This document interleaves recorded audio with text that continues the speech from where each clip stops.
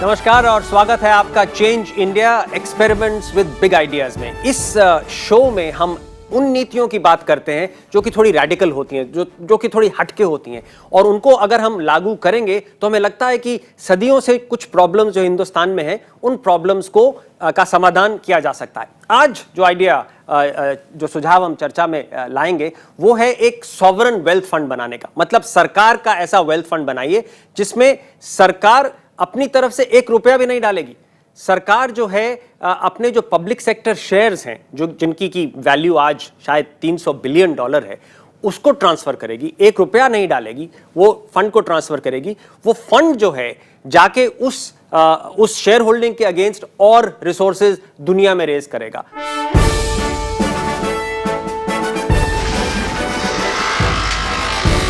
करीब 300 public sector कंपनियों वाले देश में सिर्फ 2 ऐसी कंपनियां हैं जो मार्केट कैप के हिसाब से देश की 10 बड़ी कंपनियों की लिस्ट में है। तकरीबन 30% सेंट्रल पब्लिक सर्विस एंटरप्राइजेज बंद पड़ने के कगार पे है। 2013-14 में सरकार का विनिवेश प्रोग्राम भी नाकाम साबित हुआ। सरकारी कंपनियों में विनिवेश के जरिए 40,000 करोड़ का लक्ष्य था, लेकिन इसमें से सिर्फ 3% हासिल हुआ। घाटे में चल रही सरकारी कंपनियों पर सरकार अपना नियंत्रण छोड़ना नहीं चाहती। ऐसे में हम बीच का रास्ता सुझा रहे हैं। हमारा बिग आइडिया ये है कि भारत को दोबारा विकास और तरक्की के रास्ते पर लाने के लिए सरकारी कंपनियों की हिस्सेदारी में से 1000 खरब डॉलर के संपत्ति फंड की स्थापना की जाए। तो कैसे हम इस लक्ष्य को हासिल कर सकते हैं? पहला रास्ता तो यह है कि एक सरकारी लेकिन व्यवसायिक प्रबंधन वाला फंड स्थापित किया जाए जहां सरकार पब्लिक सेक्टर के सारे शेयर होल्डिंग्स को ट्रांसफर करे। दूसरा, यह फंड बेहतर शासन प्रणाली के जरिए पब्लिक सेक्टर की वैल्यू को और बढ़ाएगा। इस फंड को न्यूयॉर्क और लंदन के स्टॉक एक्सचेंजेस में लिस्ट कराया जाए, जिससे हम 6 से 8 साल के भीतर 1000 खरब डॉलर $1 ट्रिलियन की रकम जुटाने का लक्ष्य हासिल कर पाएंगे। फंड का 51% से ज़्यादा हिस्सा सरकार के पास रहेगा ताकि पब्लिक सेक्टर की कंपनियों पर सरकारी नियंत्रण बना रहे, वो भी तब तक जब तक कि संसद बड़े पैमाने पर निजीकरण का फैसला नहीं लेती है। तो ये आज हमारा सुझाव है, और आज हमारे साथ जो इस सुझाव को डिस्कस करने के लिए 2 विशेषज्ञ हैं। तो बेंगलोर से सैटेलाइट लिंक से हमारे साथ जुड़े हुए हैं मोहनदास पाई, जो कि मणिपाल ग्रुप ऑफ इंस्टीट्यूशंस के चेयरमैन हैं और इन्फोसिस के पूर्व बोर्ड मेंबर भी रह चुके हैं। और दूसरे जो विशेषज्ञ हैं वो है माधव दर, जो कि दिल्ली में सैटेलाइट लिंक के साथ जुड़े हुए हैं। ये वॉल स्ट्रीट में काफी नाम कमा चुके हैं और आजकल अपना एक फंड GTI कैपिटल के मैनेजिंग पार्टनर हैं। और हर वक्त की तरह हमारे साथ हमारे अपने धीरज नैयर भी हैं, जो कि नेटवर्क 18 थिंक इंडिया फाउंडेशन के CEO हैं। तो इस वक्त मैं अपने विशेषज्ञ माधव दर के पास आऊंगा। माधव, आपने सुना कि ये जो आइडिया है एक बड़ा फंड बनाने का जिसमें सारा पब्लिक सेक्टर का शेयर होल्डिंग चला जाएगा, कितना इसको कर सकते हैं? क्योंकि जब भी प्राइवेटाइजेशन और डिसइन्वेस्टमेंट की बात आती है तो पार्लियामेंट में हंगामा हो जाता है। नहीं, एक तो बहुत ही बढ़िया आइडिया है। इसमें दिक्कत तो जरूर होगी। डिसइन्वेस्टमेंट और प्राइवेटाइजेशन ये बड़ा बुरा शब्द है हिंदुस्तान में। इसे हमें इसको बदलना है, और ये आइडिया बहुत अच्छा है इसीलिए क्योंकि ये डिसइन्वेस्टमेंट की बात नहीं करता, ये गवर्नेंस की बात करता है, एफिशिएंसी की बात करता है, इंफ्रास्ट्रक्चर स्पेंडिंग के लिए रिसोर्सेज रेज करने की बात करता है। तो ये इस तरह से सेल कर सकते हैं। ये जैसे रिफॉर्म बाय स्टेल्थ है, तो ये हो सकता है। ये तब भी मुश्किल होगी। ये हर मिनिस्ट्री को लगेगा कि भाई ये तो हमारी जिम्मेदारी थी और ये फंड वाले ले जा रहे हैं, तो उन्हें बताना पड़ेगा कि ये हिंदुस्तान के लिए क्यों इतना ये बेहतरीन रास्ता है। तो ये करने की बात है, एजुकेट करने की बात है, ये आइडिया सेल करने की बात है। हो सकता है रेजिस्टेंस तो होगी, बट ये रेवोल्यूशन है, करना पड़ेगा। मोहनदास भाई, आपके पास मैं आता हूं। माधव ने बोला कि ये रेजिस्टेंस जरूर होगी, लेकिन रेवोल्यूशनरी स्टेप है, करना पड़ेगा। तो आपको तो थोड़ा इसमें एक्सपीरियंस भी है कि किस तरह से पॉलिटिकली पैकेज किया जा सकता है कई रिफॉर्म मेजर्स को। तो आप जरा हमें समझाएं कि इसको किस तरह से, इस प्लान को किस तरह से इसको कम्युनिकेट करा जाए, बनाया जाए, जो कि लोगों के लगे कि हाँ, ये वाकई में हमारे हित में है। देखिए, अगर ये प्लान करना है तो हमको ये जनता के सामने एक प्रॉब्लम डालना पड़ेगा, एक सोच डालना पड़ेगा कि इस पैसे से हम भारत का जो एक समस्या है, बड़ी बड़ी समस्या है, उस समस्या का हल करेंगे। भारत के सामने कौन सा बड़ी समस्या है? हमारे युवकों के लिए काम चाहिए, हमारे युवकों के लिए चाहिए शिक्षा, हमारे जनता के लिए चाहिए हेल्थ और सुरक्षा चाहिए। इसलिए मैं समझता हूं कि अगर आप सोचिए कि करीब 1 लाख करोड़ हर साल इस फंड से हमको मिलेगा, करीब इन्वेस्टर से, तो 50,000 करोड़ हम रेलवे को देंगे, 30,000 करोड़ और 20,000 करोड़ रोड बनने को देंगे। इससे ग्रोथ होगा, डेवलपमेंट होगा, बहुत काम जनरेट होगा। और बाकी 50,000 करोड़ से 30,000 करोड़ हम एक स्कॉलरशिप प्रोग्राम करेंगे ताकि कि भारत के युवा जनता के लिए शिक्षा मिले, अच्छे शिक्षा मिले। धीरज, ये जो अभी मोहनदास जी ने सारी स्कीम्स बताई, ये स्कीम्स तो कोई कहेगा, जो इसका क्रिटिक होगा वो तो कहेगा ये बजट से भी आप कर सकते हैं, कि आपको इसमें अपने पब्लिक सेक्टर शेयर होल्डिंग को इन्वॉल्व करने की क्या जरूरत है? 1 लाख करोड़ कर दीजिए, आपका बजट इतना बड़ा है। देखिए, हमारे बजट और फिस्कल सिचुएशन बहुत ही बुरी है। अगले 3 सालों में हमें काफ़ी कटौती करनी पड़ेगी गवर्नमेंट के खर्चे में। तो जब वो कटौती होगी तो शायद इन सब चीज़ों के लिए साधन नहीं होंगे सरकार के पास। तो एक और तरीका है बजट के बाहर जो हम सजेस्ट कर रहे हैं, इसलिए कि इस फंड को बनाइए और इस फंड से जो प्रोडक्टिव एक्सपेंडिचर है, हम डोल नहीं बोल रहे हैं, जो मोहनदास पाई जी बोल रहे हैं, प्रोडक्टिव इन्वेस्टमेंट्स हैं सरकार के, वो किए जा सकते हैं और इससे बहुत बेनिफिट होगा। क्योंकि अदरवाइज हम देखें, जनता को ये बता सकती है सरकार के आपके 20,000 करोड़ हम एयर इंडिया को दे सकते हैं या किसी और पीएससी को दे सकते हैं जो उसके लॉस हो रहे हैं, या फिर हम आपको 20,000 करोड़ दे सकते हैं आपके स्कॉलरशिप्स के लिए। तो आप चुन लीजिए। जनता क्या चुनेगी आप समझ सकते हैं। जनता तो चुनेगी कि उनको पैसा दें, एयर इंडिया को क्यों जाए पैसा, या किसी और पीएसयू को क्यों जाए। माधव, ये जो लोग अगर कहेंगे कि ये कहाँ हुआ है, पहले हमें बताइए, तो आपके हिसाब से सिंगापुर में टेमासेक होल्डिंग्स हुआ है, चाइना में चाइना इन्वेस्टमेंट कॉर्पोरेशन हुआ है, तो उनके मुकाबले बहुत जगह हुआ है। जी बताएं। 150 साल पहले टेक्सास में हुआ है जी। तो ये तो इसके काफी प्रेसिडेंस है, पर ये बड़ा ओरिजिनल आइडिया है एक तरह से, क्योंकि यहाँ ट्विन डेफिसिट है, बजट डेफिसिट है, करंट अकाउंट डेफिसिट है। तो ये उस किस्म का सॉवरेन वेल्थ फंड नहीं है कि जो फॉरेन एक्सचेंज रिजर्व से हम खेल रहे हैं। ये जो गवर्नमेंट के एसेट्स हैं उन्हीं को बढ़ा रहे हैं, उन्हीं को लेवरेज कर रहे हैं, उन्हीं को ट्रांसपेरेंट बना रहे हैं और उन्हें स्ट्रेटेजिक जगह में इनकरेज कर रहे हैं। जैसे धीरज ने बड़ी अच्छी तरह से लेआउट किया है कि हमें जनता और पॉलिटिशियंस से कहना है कि 2 रास्ते हैं। एक पुराना हिंदुस्तान का रास्ता है कि आप आज ट्रिलियन डॉलर्स पे बैठे रहिए, कोल इंडिया में, एयर इंडिया में, अशोका होटल में, जहां सब बोथ इन्वेस्टमेंट भी सड़ रही है और जनता का कुछ फायदा नहीं है। और एक नया हिंदुस्तान का रास्ता है जो या हम बात कर रहे हैं, जो गवर्नमेंट के एसेट्स ले रहे हैं, इंप्रूव कर रहे हैं, री इन्वेस्ट कर रहे हैं और पैसे ले रहे हैं और सोशल सेक्टर में इन्वेस्ट कर रहे हैं, हार्ड इंफ्रास्ट्रक्चर में इन्वेस्ट कर रहे हैं। और बजट डेफिसिट बढ़ने की बजाय कम भी हो सकता है, क्योंकि डेफिसिट भी पे डाउन कर सकते हैं, इन्फ्लेशन भी कम हो जाएगी, इंटरेस्ट रेट्स भी कम हो जाएंगे, डेफिसिट, तो उसके वर्चुअस साइकिल भी हो सकता है जी। तो ये जनता को सेल करना चाहिए कि पुराना हिंदुस्तान है जो सब थक गए हैं, जनता भी थक गई है, और ये नया हिंदुस्तान का रास्ता है। तो उसमें कुछ जरा ताकत दिखानी है, कुछ इमेजिनेशन दिखानी है, बट क्यों नहीं हो सकता है? देखिए, बहुत के लिए बेनिफिट की बात है। और अगर एक चीज मैं जल्दी से बोल दूं कि जो बोर्ड होगा उनकी फुल अकाउंटेबिलिटी होगी, तो अगर वो नहीं बढ़ा पाए वैल्यू तो उनकी नौकरियां लाइन पे होंगी, तो और बदलाव हो सकता है उस बोर्ड में। ऐसा नहीं होगा कि वो मंत्री जैसे बैठ गए एक बार 5-10 साल के लिए, कुछ नहीं कर पाए फिर भी बैठे रहेंगे। बिल्कुल प्रोफेशनल होगा और अकाउंटेबल होंगे। अगर वैल्यू नहीं बढ़ी तो फिर और अलग लोगों को भी ला सकते हैं और अकाउंटेबल टू पार्लियामेंट होंगे।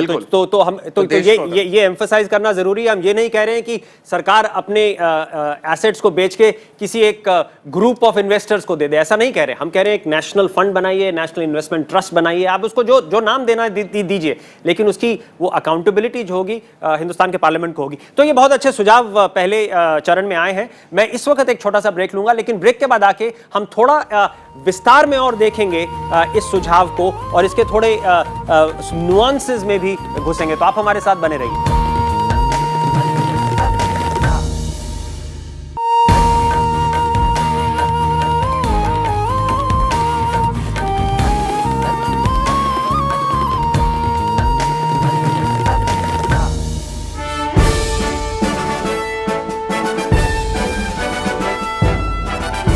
स्वागत है आपका change India experiments with big ideas में। आज जो बड़ा आइडिया हम जो सुझाव हम डिस्कस कर रहे हैं वो है एक इतना बड़ा फंड बनाने का, सॉवरन वेल्थ फंड बनाने का, जिसमें सरकार का 1 रुपया भी नहीं जाएगा, लेकिन जो सरकारी क्षेत्र की कंपनियों के शेयर होल्डिंग है उसको ट्रांसफर करके उसके अगेंस्ट और पैसा लेके उसको और इन्वेस्ट करके तो जो बढ़ता जाएगा, जिसकी वेल्थ बढ़ती जाएगी। तो हमारा इनिशियल अनुमान, हमारा जो शुरुआत का अनुमान है कि कम से कम 200 या 250 बिलियन डॉलर की सरकार की शेयर होल्डिंग है सब पब्लिक सेक्टर कंपनी में। अगर उसको डाला जा सकता है इस फंड में और 6 से 8 से 9-10 साल में थोड़ी इक्विटी लेके, थोड़ा डेट लेके, हमारा अनुमान है कि आधा ट्रिलियन से 1 ट्रिलियन डॉलर लिया जा सकता है, जो कि री इन्वेस्ट करके उसका फिर साइज बढ़ाया जा सकता है। तो माधव, ये जो मैंने आंकड़े रखे हैं ये आपको ठीक लगते हैं या लगता है कि थोड़ा हम ज्यादा बोल रहे हैं, थोड़ा शुरुआत धीमी होनी चाहिए? आपके अपने वॉल स्ट्रीट एक्सपीरियंस से क्या कहते हैं? नहीं, साइज तो हो सकता है। जैसे आप पब्लिक होल्डिंग देखें गवर्नमेंट की, तो ये 250 बिलियन तो है कम से कम। मेरे हिसाब से तो 400 मिलियन है अभी। मतलब सब नहीं डाल पाएंगे तो 250 बिलियन तो हो सकता है। उस पर भी अगर 10-15% रिटर्न हो जाए, जैसे अगर टेमासेक के देखें सिंगापुर में उसका 16-17% रिटर्न हुआ है, अगर 10-15% भी हो जाए तो 30-35 बिलियन डॉलर्स तो रिटर्न ही हो सकता है जी। मगर ये कॉर्पस भी बढ़ेगा, उसके से हम डेट भी बोरो कर सकते हैं।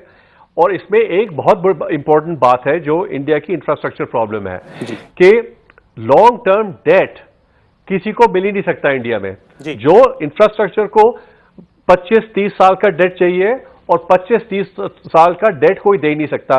बैंक की लायबिलिटी मैच हो सकती है, इक्विटी वेंचर कैपिटल टाइप तो है ही नहीं इंडिया में। और हमारे पास अभी इंश्योरेंस कंपनीज और पेंशन फंड जो दे सकते हैं वो फुली डेवलप नहीं हुए हैं। तो एक और इस फंड का ये लाभ है कि ये बहुत लॉन्ग टर्म इसका होराइजन और पर्सपेक्टिव हो सकता है जो इंफ्रास्ट्रक्चर डेवलपमेंट के लिए मैच कर सके जी। और इसमें गवर्नमेंट सॉवरेन गारंटी भी होगी, तो ये इंटरेस्ट रेट भी बहुत लो हो सकता है। तो बहुत बातें हैं इसमें और 250 बिलियन तो बहुत आराम से हो सकता है पहले डे 1 में।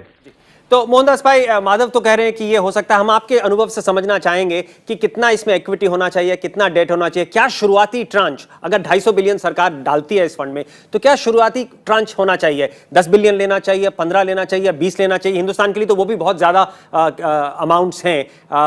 मैं पहले ट्रांच की बात कर रहा हूं, उसके बाद दूसरा ट्रांच, तीसरा ट्रांच, 10वां ट्रांच, 15वां ट्रांच आगे होगा। मैं समझता हूं कि हर साल करीब 1 लाख करोड़ जैसे हमको पैसा चाहिए। तो मैं समझता हूं कि करीब 20 बिलियन डॉलर्स और 20 बिलियन डॉलर्स में करीब 5 या 6 बिलियन डॉलर्स इक्विटी और बाकी जो है लॉन्ग टर्म डेट ही चाहिए, क्योंकि हमको तो इंफ्रास्ट्रक्चर में ज्यादा इन्वेस्टमेंट करना है और इंफ्रास्ट्रक्चर में हमको लॉन्ग टर्म डेट मिलेगा तो डॉलर में मिलेगा तो हमारा फॉरेन एक्सचेंज रिजर्व भी आगे जाएगा, फॉरेन एक्सचेंज रिजर्व रहेगा और वो करंट अकाउंट डेफिसिट के लिए कुछ अच्छा होगा, वो भी एक्सटर्नल स्ट्रेंथन होगा और स्ट्रेंथन हो से रुपी को भी स्ट्रेंथन मिलेगा।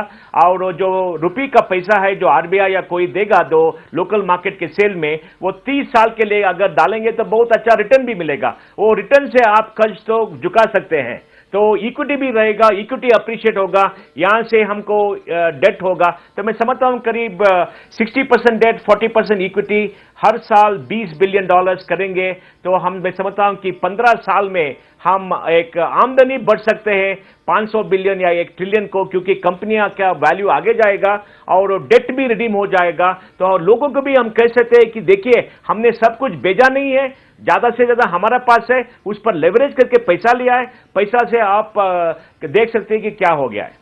तो धीरज, हमारे विशेषज्ञ तो एकदम कह रहे हैं कि ये हो सकता है और 20 बिलियन डॉलर हर साल ले सकते हैं। तो 20 बिलियन डॉलर तो कोई 1.5 लाख करोड़ रुपया या 120-125 लाख करोड़ रुपया, ये तो बहुत, इससे तो काफी कुछ किया जा सकता है। बिल्कुल किया जा सकता है और इसलिए इस आइडिया में ज़्यादा दम है, क्योंकि पैसा जो सरकार खर्चती है और जो फिस्कल सिचुएशन है और ये एसेट्स जो माधव ने कहा बिल्कुल पड़े हुए हैं, सड़ रहे हैं, कोई रीइन्वेस्टमेंट नहीं हो रहा है, तो इनको यूज़ किया जाए। जो फिस्कल से नहीं हो सकता, फिस्कल सिचुएशन खराब है, उसके बजाय इसको इस्तेमाल कीजिए। और बहुत खर्चे होंगे इससे हर साल में, लेकिन खाली प्रोडक्टिव खर्चे गवर्नमेंट को करने चाहिए इससे। डोल या जो नहीं, डोल का तो इसमें वो नहीं होगा। इन्वेस्टमेंट इंफ्रास्ट्रक्चर, चाहे आप फिजिकल की बात करें, रोड्स, एयरपोर्ट्स, या सोशल की कर लें, एजुकेशन, हेल्थ, इन पे होना चाहिए खर्चा। और इस पे कोई एतराज नहीं होगा, देश की जनता का, मिनिस्टर्स का होगा। लेकिन फिर वो प्रधानमंत्री की स्ट्रेंथ पे डिपेंड करता है कि वो अपने मिनिस्टर्स को काबू कर पाते हैं, लेकिन जनता का साथ उनको मिल सकता है इस पे। जी माधव, मैं एक चीज आपसे पूछना चाहूंगा। अगेन अगर हम सिंगापुर और चाइना और बाकी लोगों का एग्जाम्पल लें तो कई लोग कहेंगे कि देखिए बैंकिंग कंपनी को, क्योंकि बैंक अलग तरह की कंपनी होती है, और नॉन बैंकिंग कंपनी जैसे कि प्लांट्स हैं, फिजिकल प्लांट्स हैं, फैक्ट्रीज हैं, एल्यूमिनियम कंपनीज हैं, एयर इंडिया है, इन सबको अलग रखिए। तो दो तरह के फंड बनाइए, एक बैंकिंग और एक नॉन बैंकिंग। और बैंकिंग फंड का तो एक और फायदा हो सकता है, आज सरकार को 1-2 लाख करोड़ रुपया चाहिए बैंक्स को रिकैपिटलाइज करने के लिए, तो वो इस फंड के थ्रू भी आ सकता है। सरकार के अपने बजट पे कोई बोझ नहीं पड़ेगा। तो आपके सुझाव में दो अलग होने चाहिए? हाँ, उसी तरह बहुत ज़रा ध्यान से देखना पड़ेगा, पर दो हो सकते हैं क्योंकि रेगुलेटरी बॉडीज भी अलग अलग हैं। बैंकिंग की इंटरनेशनल रूल्स रेगुलेशंस भी अलग अलग हैं। सो वो देखा जा सकता है, और ये मेरे ख्याल अलग ही रखने चाहिए, मगर वो देखना पड़ेगा। साथ भी हो सकते हैं, पर अलग रखने के लिए भी काफ़ी रीजंस हैं। तो ये क्या वित्त मंत्री के पास होना चाहिए या प्रधानमंत्री कार्यालय में होना चाहिए? क्योंकि इतनी मिनिस्ट्रीज इन्वॉल्व हैं, तो हमारा इंस्टिंक्टिव सुझाव तो ये है कि प्रधानमंत्री कार्यालय में होना चाहिए, लेकिन आपके नजरिए से क्या होना चाहिए? हाँ, मेरे हिसाब से भी प्रधानमंत्री के कार्यालय में होना चाहिए। जैसे अगर बैंकिंग सेक्टर फंड हो अलग से, तो वो देखा जा सकता है कि वो फाइनेंस मिनिस्ट्री में हो कि नहीं हो।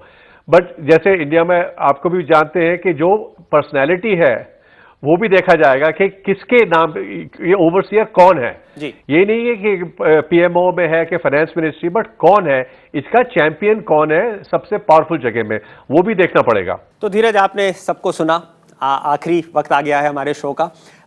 कई बार जैसे इस देश में होता है, आइडियाज बहुत अच्छे निकलते हैं, लेकिन वो आइडियाज टेक ऑफ करने से पहले ही मार दिए जाते हैं, या फिर कोई मंत्री बदलता है तो फिर आइडियाज उसके साथ ही बदल जाते हैं या रह जाते हैं। तो क्या इस आइडिया का भी ये हर्ष हो सकता है?